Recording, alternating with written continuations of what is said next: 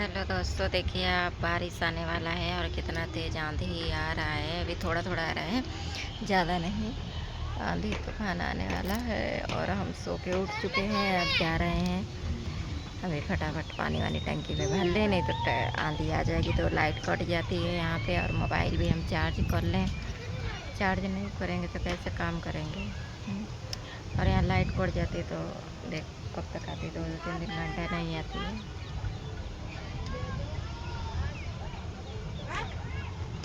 जा रहे हैं फटाफट मोबाइल चार्जिंग लगा दें। और आप लोग ढेर सारा प्यार दुलार दीजिए, लाइक करिए, शेयर करिए, सब्सक्राइब करिए और हमारा वीडियो आप लोग फुल देखे करें। वीडियो को बिल्कुल स्टैक ना करें, वीडियो फुल देखें तो ही अच्छा है। और हम आज सोच रहे हैं बाहर आपको दिखाते हैं। दोस्तों देखिए हमारे यहाँ कितना अच्छा लोकेशन, अच्छा लग रहा है ना, पेड़ ओड़ हिल रहा है।